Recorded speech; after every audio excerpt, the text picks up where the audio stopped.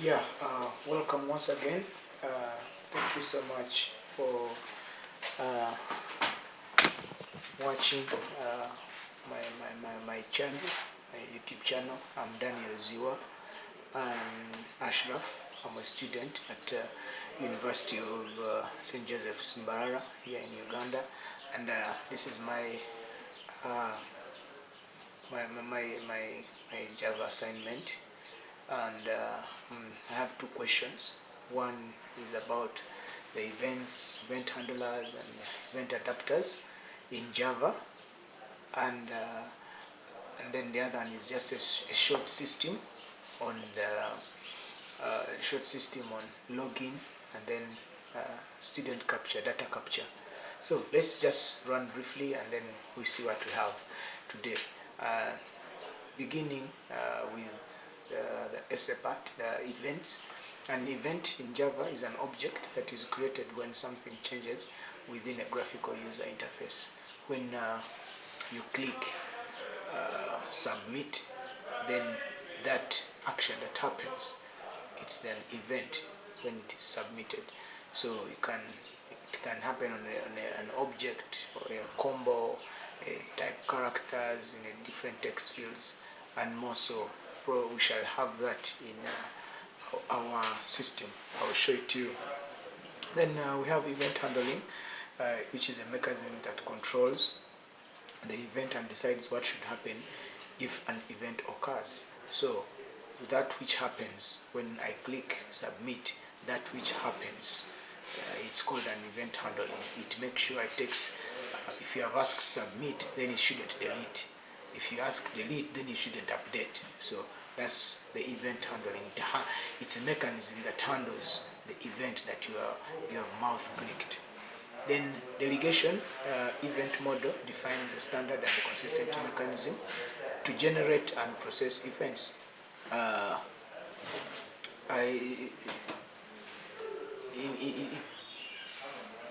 It's a mechanism that it's a process that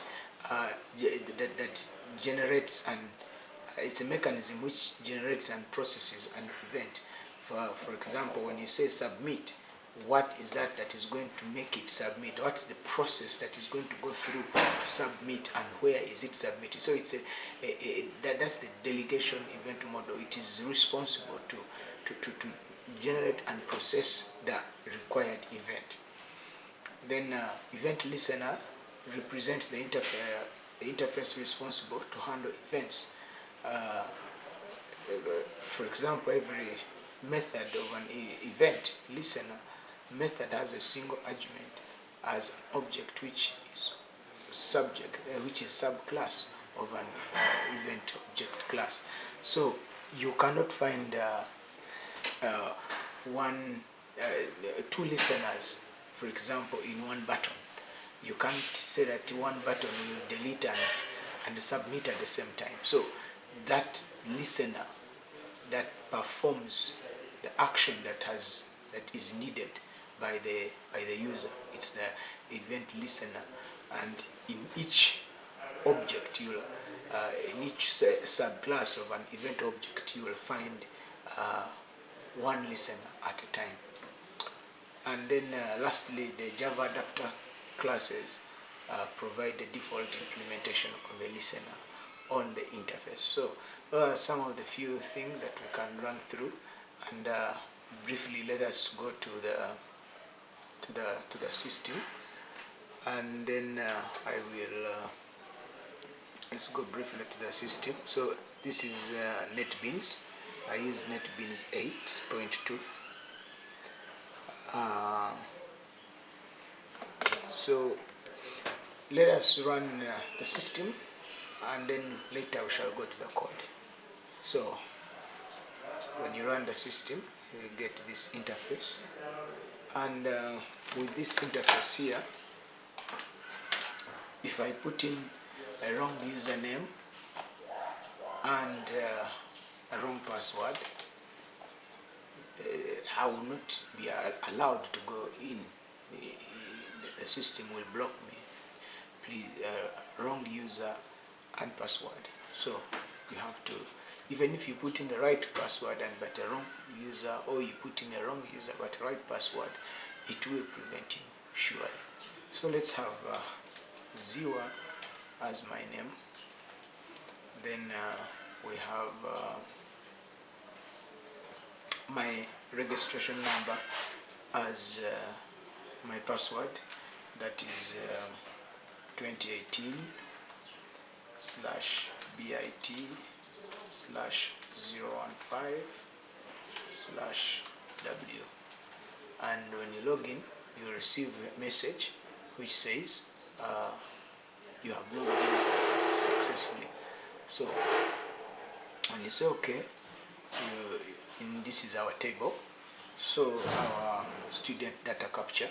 Now inside here, if I put in names like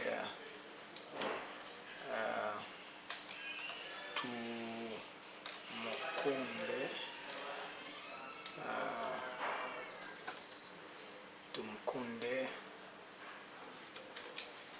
Ronald,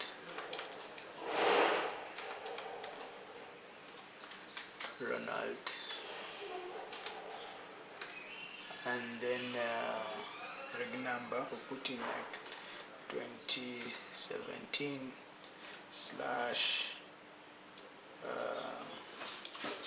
/BBA /019/W. So that is the reg number, and when I save, it will automatically be captured in the student data capture application. First name Tumukunde, last name Ronald, and the ID here. So when we go to the database, we will sure find there this. Let's run this localhost. So here in user, in our database called user, we have two tables: login table and student table. So in the student table, when you click, you will find the name that we have just put, the ID number 7, because it is auto increment, and then we have first name Tumukunde, last name Ronald, and the ID here, just as we put in the other side. Beautiful. Now, if we want to update this Tumukunde, maybe we put in a wrong name, and you just click, you get the fields back. You get the fields, names back in the fields, and maybe it was Tumukunde Amon instead of Ronald, and then you just update. You say update was successful. So in here in the table we see it Amon, and let's go to our database. Just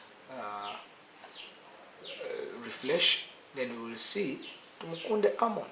Wow, this is beautiful. So it is there. It is inside there, right? So let's go back to the interface. And what if I want to remove this Tumukunde Amon? Maybe so it was an error. It wasn't there. Just delete and get a message to prompt you asking you, are you really sure you want to delete? And you say yes, and it will go.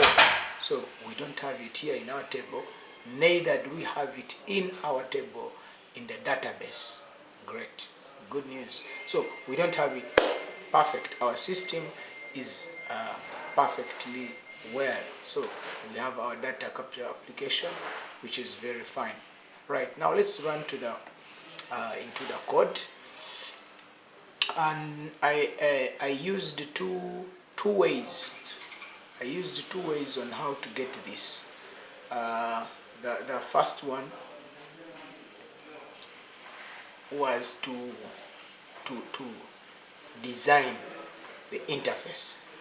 Then the other one was hard coding, where I had to sit and code, then I get the result after when I run. So let us let me first show you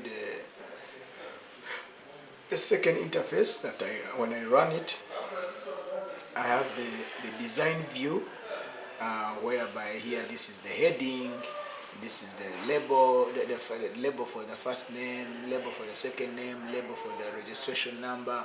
Then here I have the text fields where I capture from, and I put in the name here, and when I say save, and it comes here. When I want to delete, it comes back here, I delete. When I want to update, it comes back here in these text fields, and then I update. So this is our J table where we capture data from, and then these are different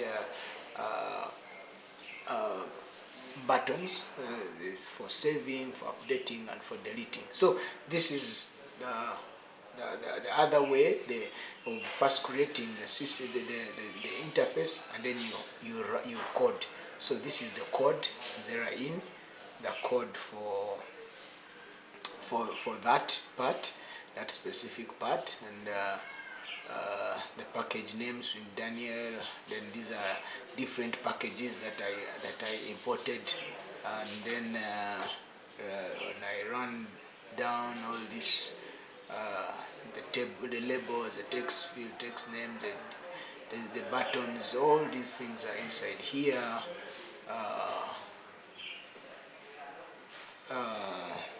This the heading is here, the names, just everything is just here in the code. Whatever you want to just follow this code. For saving is here, for updating, for deleting, you just run through. Yes, you run through and get everything. You can pause the video and see. You can pause the video and probably see some of the codes that I used, and I'm sure you'll be blessed. Yeah. So run through. Yes, you can pause the video if you want, and you see how I used. Yeah, these are different. These are the connectors. Yes. All right. The warning message is here if you're sure you want to delete. All right. So the code is all here, and feel free to use it also. Yes, so you can run all this. All right, so that's the code, and now let's go back to the this is another code for the connection string, and then here is now the other part that I told you, the hard coding part. Yes, so you can, these are different packages, and then